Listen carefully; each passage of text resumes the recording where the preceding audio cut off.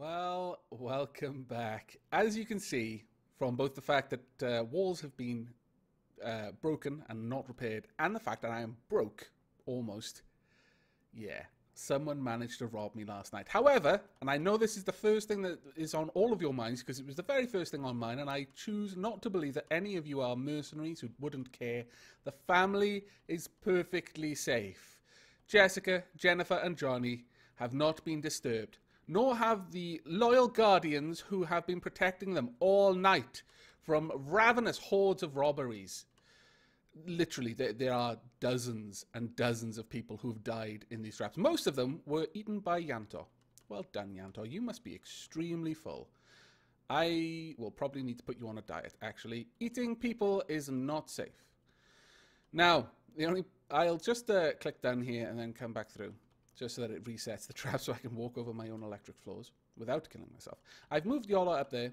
Last night I changed things around a little bit because I was putting the first video of my of this run up online. Now, the reason why I did that is because I don't see this house ending anytime soon. I had planned to do a couple of robbery videos and maybe even some tutorial videos to see me through periods where there was stuff going on in the house, because I know a lot of you are quite interested to see what's happening, but I'm always quite cautious after my experiences the first time I played the game, and literally just put that up as soon as I'd recorded an episode. Things didn't go so well, so that has definitely taught me something, and obviously the fact that even now, someone has already mistakenly boasted about killing my family. In fact, killed someone else's. I don't know who, but you have my sympathies. And someone has flat out told me on Steam that they are literally just waiting for an opportunity to kill my family. Apparently because they hope it will harden me up. It'll force me to have to kill other people's wives in order to get the money to repair everything. And I'm like, what? That's not how it works. Just because you kill my family doesn't mean I'm going to turn into some sort of mercenary douche and go around killing other people's families. It just means I'm going to empathize more with them and not want to do it. You're going about this entirely the wrong way, good sirs. But, yes, so I changed around the system, as you can see.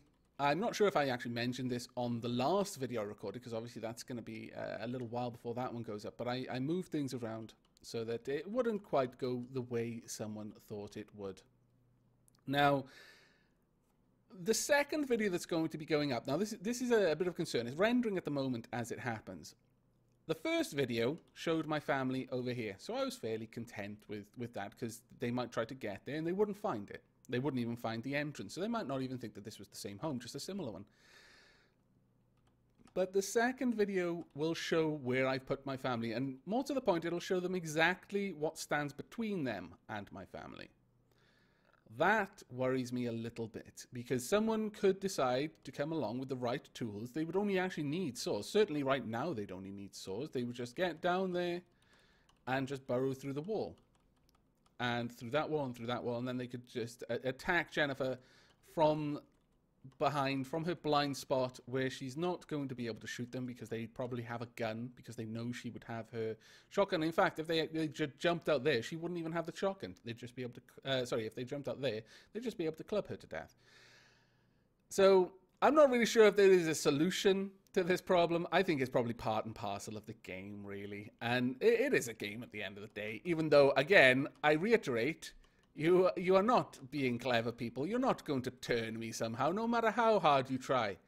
Darth Vader eventually relented and admitted that he was actually at least partially good in the end. He didn't manage to turn Luke. It came close, but it's not even going to come close with me. You'll just get frustrated. And, you know, I'll get frustrated too, because my family will keep dying. But I will not resort to your cruel and underhanded tactics of wife slaying. Now, with that out of the way, we have an enormous amount of tapes. I don't have enough money to repair this at the moment. I could run some just basic cabling just to restore some level of lethality, but that would literally leave me with no money at all. No one's going to rob me at that point, so I may as well just go out, try and find someone that I can rob, come back when I've got enough money to just repair some basic walls and get the system going again. Though, one thing I did learn from this is that I was very, very specific in logging out with all of my gear on my character. All my gear has been stolen. that accounted for the majority of the 16 odd grand that was stolen by the end of the night. So this has shown that if you log out or if there's a certain period of inactivity, these items become, they default back to your vault. And thinking on this, I actually think that's a better way to play it. Yes, it would be very convenient for me to be able to basically store all my money as tools, log out, knowing that my house was worth nothing, and as a result, no one would rob it. But kind of sidesteps a part of the game in that way. I think a part of this game is the fact that you can't always be there. You can't always protect your family. You'll never know that when you go to bed, you don't know who's going to show up here and try to burglarize you, or how many people are going to die trying, thus making you an ever more juicy target for someone who's actually got the means to come in with enough tools to conquer any system. That's part of the game. It's that paranoia. It's the idea, well, I can't always be there to protect them. I like that. I like that idea of the game. It's part and parcel of the game. And in fact, coming in here with very little money, it's forced a situation on me. I have to go out and rob somewhere. I would like it, perhaps, if there was a means to store a very simple set of tools. Perhaps, I off the top of my head, maybe you could buy a kit, like a tool kit. And in this kit, there would be some basics, like a saw, a doorstop, a bottle of water, or whatever was decided would be the basic tool, basic house-breaking kit. And that item couldn't be stolen, perhaps. However, if you redeem it, and then it basically unpacks into these tools, they are now subject to the same trials as anything else. You could sell them for half their value and thus not even get the money that you put into the kit, or perhaps they wouldn't be saleable. Perhaps it would be something that you had to use up but couldn't sell to avoid this system of being able to put money aside.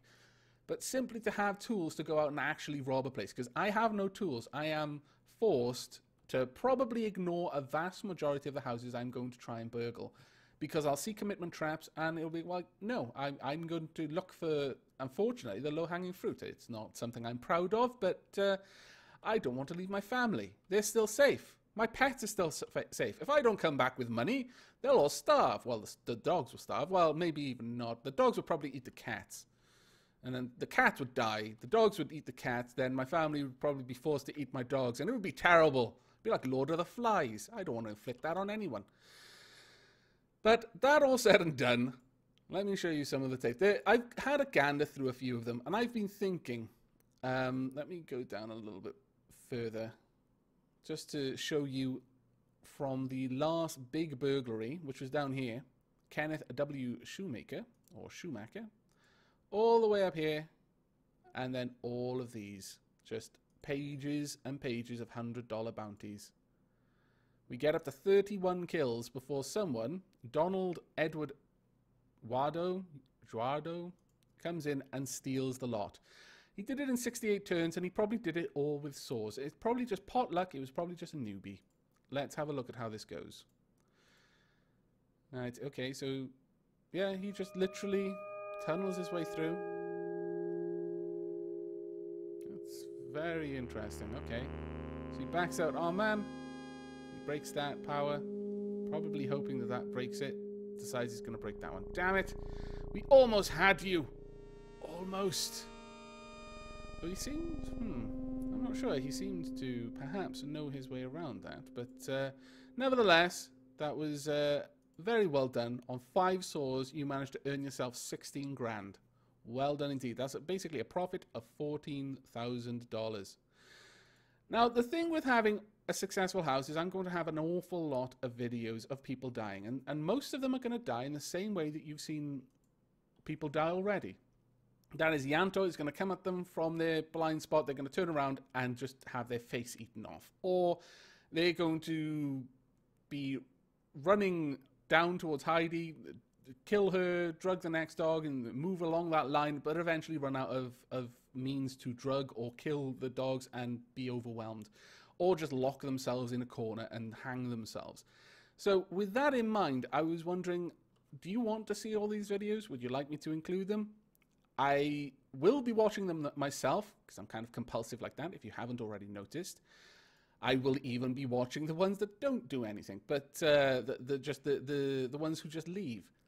But would you rather me show them all? Are you interested in that? Or would you prefer me to check through the videos, and any ones that are particularly interesting for some reason or another, I'll bring you back to see, but won't generally just force you to watch all and sundry and all of the ones that are like, 20 moves and die, like Richard Eric Fajardo here. I'd probably have brought you back just for his name, honestly. Let's see how you died. And yeah, Yanto, his kill count is more than likely staggering at this point. And I don't think he's died that often, so his kill-to-death ratio is probably staggering as well. George Douglas Bollinger, you took 298 turns to die. Did you suicide somewhere? Did you just get trapped? But I am definitely noticing that most newbies these days are coming in here.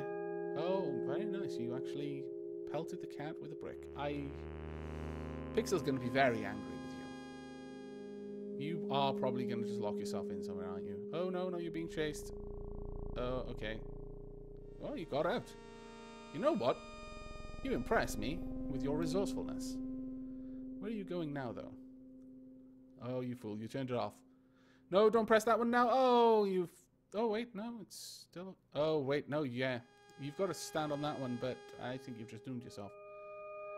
Yep. No, you're dead. Oh, well. You had a good run there, George. To be fair to you, you coped quite well. Most people just panic and run into the dogs by accident. But these ones all seem to do quite well. They've got, like, up in the hundreds of moves. John Philip Reeves, for example. But again, as I was saying, it looks like most newbies are starting the game out and just buying lots of kit and then going on thievery runs. And it's probably, well, for at least two people, it's worked quite well so far, in that they've showed up and... are you going to step on it? Go on, step on it. Oh, damn it. Man. I'll give you my good laugh and everything there. But yes, they've just go out probably with the starting 2k and look for a house about more than 4k, somewhere in the region of 4 to 8k, where the starting tools will probably allow them to break the system. What are you doing there? You've got nowhere to go. You've already broken it, dude. And thus ends John Philip Reeves. A very sleepy Yanto wakes up and gobbles him up. Well done.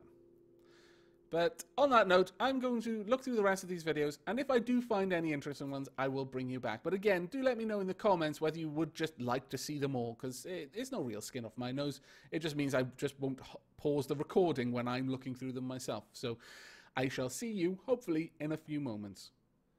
Well, it's been about 20 minutes of me looking through houses, trying to find one that seemed like a reasonable house to try and attempt, and I have failed. Most of them have commitment traps right out the gate, or there are already dogs bearing down on you. So I thought I'd bring you back anyway just to discuss some of the videos. Well, actually only one really stood out, and that is primarily because they actually managed to get to my family. They didn't have the means to kill my family. Oh, they may have, but they chose not to. I forgot to look at that one. But where are you? Let's have a quick look. We need Jesse Thomas Warner. Here we are. 110 turns. The other thing that I noticed whilst watching these videos is the different types of equipment that new players are deciding to enter with. Quite often you'll see saws and water featuring quite highly in it, but it's quite interesting to see some of the other tools. But there we are. You met your sticky end at the end of Nell's fangs, I'm afraid. Most people actually died due to suicides, though. Suicides and Yanto have an equal score. 13 each. 13 kills each out of the 31 kills that the house accrued were to suicides and also to Yanto. Then traps killed another 2, and then it was evenly spread between the other dogs. But yeah, the prevalence of guns actually caught me off guard. Quite a few of them. I don't think I wrote any of them down, no. But quite a few people were bringing bricks and guns, and they would throw the bricks to break a window and then shoot the dog behind it with a gun. Very interesting. And also bricks for killing cats. quite a lot of people used those. It ultimately doomed them because without Pixel to press the button, again, you wouldn't be able to get back to the doors before Yanto was upon you. But it was very interesting to see those sorts of tools used. None of the extremely expensive tools were present, no ladders, and I don't believe I ever saw anyone with a wire cutter, though I could be forgetting that if I did. So, again, there is some value in just watching every video, and if I don't include them all, then you might miss out on that, but ultimately, most people met a sticky or gruesome end. Oh my goodness, Michael, no, I want that money so much, so badly, but I can't. It would go against quite a lot of things that I stand for.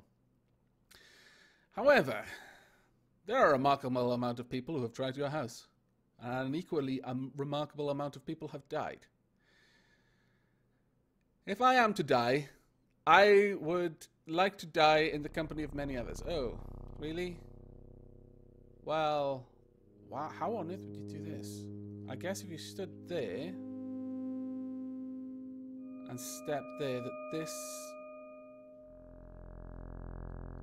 Oh, I see. If you take one step there, then one step there, the dog will see you and will react to you. Then you have to go north, and the dog will step on the pressure pad and then stand off it. But no, thank you very much. I am not going to play that game. Let's see, what other houses exist? So, was that Jeffrey Allen Williams that we went into just then? I believe it was. Are there any others? There have been a few. There's a knight fellow somewhere around here who has got an equally enormous amount of tries and enormous amount of deaths. I'm just going to see if I can find him. And if we can, I'll give a... No, that's William Cameron Williams, our old friend and benefactor. But if we can find this knight fellow, then I will give a shot at his house. Otherwise, I shall fade out again and wait until I manage to find someone that I can rob. It hasn't been a particularly interesting time, I must be honest. Mostly I've been looking down at the very low values, around the 500s to 1,000. Lower than that, and I would imagine the money would be stored on the person's wife. And obviously, even if I had the tools, I wouldn't go into a house with the intent of killing anyone in order to get the money. So I've just been skipping over the ones that are really, really low down there. But it doesn't look like Mr. Knight is available at the moment, or rather, he's either in his house or someone else is in his house. So I'm going to have to fade out the video again here, and I shall bring you back when I have something interesting to report. Well, it would appear that Mr. Knight has become fantastically rich all of a sudden. Now, if we're able to successfully navigate this area, I have poked my head into his house previously and seen that it's full of cats. But if we were perhaps able to rob Mr. Knight, we may be able to get out of here with quite a bit of cash. Now, there are dead animals at all of these exit points. We have to be very careful here. Very, very careful indeed. Cat, go down. No, cat, don't do this. Don't step on that. Ah. Have you locked me out of somewhere? No, you haven't. Okay. Softly, softly, catchy monkey. Ha! Redemption! We have stolen $8,700. Ah, thank you very much, Mr. Knight. You are going on my Christmas card list. Ha ha ha! Okay, yes, that was incredibly cheesy, but we are back in the game, ladies and gentlemen. Well, maybe, possibly. There is a remote possibility that we may, in fact, be back in the game. And you know what the first thing I'm going to do is I'm going to switch this up a little bit. I am going to... We're going to move these doors around because obviously someone broke in through here. We're going to change that a little bit. So the first thing we're going to try and do is we're going to move this over. Let me just have a look at how we can move this power plant. I'm thinking that what we would like to do is to capture them on this tile. And maybe we could just do away with the whole double layer there. I don't think it's strictly necessary, honestly. But the main thing that we want to do is we want to prevent someone with just $2,000 or even maybe $3,000 or $4,000 from just breaking in here. That is my goal. So first and foremost, we're going to reinforce this wall completely. And this one can now carry the power down. There we are. We don't need this power. That's not been needed for quite some time. Okay, so the system is currently completely broken. That will kill you. So what we're going to do is we're going to move this trap up there, and then... Now, if I place the grate there and they just break through this grate, power will still be moving through and the system will still be live. So what I need to do is prevent that in some way. Now, one way I could do it is to move this power plant over one step and have power come down from... Well, perhaps I could just do this instead. Move the power like so. No, I can't have it touching that, unfortunately. Let's do this then. In fact, we can just do that. Now, they could use 1, 2, 3 to get through there, but doing that is still going to make this dangerous. But the 4th would allow them through. So this is still the weak point of this system. So perhaps instead of that, what I could do is I could have a separate power plant for this and just seal that off completely. But I'm not sure that that would be a good idea. Perhaps this particular commitment isn't necessary. I could just do that. Just wall this section in and... we still run up against this wall that this is no longer particularly secure as a result of all of this. Let me think. Well, the goal would be to move the safe somewhere up here anyway. Into this area which is protected by the concrete walls. Then that would be a reasonable layer of defense because it would still include this particular part of the trap. Now, one thing I'm going to do here is I'm going to get rid of that particular window. I'm going to move... Where are you, Misty? Misty's going to move one down. So once you step there, Misty's seen you. One brick, Misty will be there. I'm not sure how far you can throw a brick. You might be able to hit Misty from that distance. I don't think it's possible, though. And I'm going to gamble on that. We're going to blank that bit out. And we're going to extend this. And then place the door again. I feel that being able to see that door from the onset has been a cause of some trouble for me up to now. Another thing we're going to do is we're going to completely reinforce this wall. We're going to move the safe there and reinforce that wall as well. There we go. Now, that's actually quite a lot of money, but it has put our safe into a much more secure position, I feel. The next step to this... Well, this cuts the power there, but it would be quite nice if this would also power... I think we need to use powered pits. That is... let me bring it up here. It costs an awful lot of money, though. But yes, the powered trapdoor. I think that will be important because that requires that you haven't cut power to something. The power has to still flow for that to work. In fact, let me just think about this. I could possibly do that by having it branch off there. Okay, let me just try to move this around just a little bit. If we move the pit down here, the power plant down there, and the voltage triggered inverted switch, then also have the power transfer there. Then we can put that there and reinforce it a little bit more. And instead, we would have the power coming directly... That's actually pretty good because it increases the amount of saws you'd need to use. You'd have to use 5 saws to get in through there now. So it's already put that out of reach of someone with just the starting 2K. Because honestly, I find that they are the biggest threat. 2 bottles of water. Let me just check the price of that. How much would 2 bottles of water? That's 200. Okay, the crowbar puts it well out of their reach automatically. So that's not something I need to worry about. We're not going to be seeing any newbies with crowbars, but we could possibly see a newbie with a cutting torch. Yes, that would only be 800. They'd need 2 of those, so that would put them at 1600. And 1 bottle of water. So this system would still be breakable with that. That is a bit of concern. Let's think. Perhaps I could extend this out, maybe? It is definitely a concern.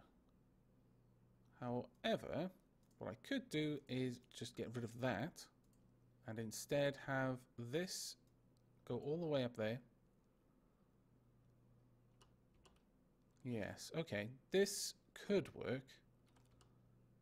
It doesn't look particularly tidy there, though, and that's one issue. It no longer looks as well set out. But if we were to do this, like so, then they would have to spend 1, 2, 3, 4 bottles of water to get down to this point. Or 1 explosive and then a cutting torch. They're not going to have that, and they're certainly not going to have 2 explosives. So that would put it out of reach. However, they could have 1, 2, 3, 4, 5, 6. They could use 800. No, that would, yeah, 800 worth of saws to get through there. So we're still going to hit this problem, no matter how we stack it. So I think I'm going to just have to think of a new way of dealing with that at some point. Right now, it's an issue that I'm going to be struggling with. But this looks quite nice for now, I think. And in fact, again, it's for newbies to break this door is not going to be a problem. It's the fact that they would have to use a crowbar, but they will just bring something to break that down themselves. The only way that I could get around that is to have this directly feeding into it. But again, that's not going to be possible because they could just walk over these tiles. You can't easily break that, but then bottled water would just break down. So I am going to need this power to be transferred down in some way. Once this button is pressed, it will transfer power down. I could even, it would cost me a lot to replace these concrete walls, but I could have this power transferred down and along to power some powered pits around this area. That would probably be the main thing that I could do to try and fix that. In fact, I could fairly comfortably. Right, okay, the plan is forming in my mind. If I did that, though, I would give up this area in the middle that I am quite liking for a area to set up a new safe location. But I think I'm going to wrap this episode up whilst I ponder this. Yes, I know, it's a cliffhanger, it's terrible, and I haven't done those generally for this playthrough. I do try to avoid them if I can. But I think this is going to take a little bit of puzzling out, and I wouldn't want to bore you with listening to me umming and ahhing as I try to work it out in my head. But when I bring you back, hopefully, I will have designed a new area in here where I'm going to be able to put my safe. And that can feed off this power supply in some way or another. So, I hope you've enjoyed this episode, and I hope you will join me for the next. But until then, do take care.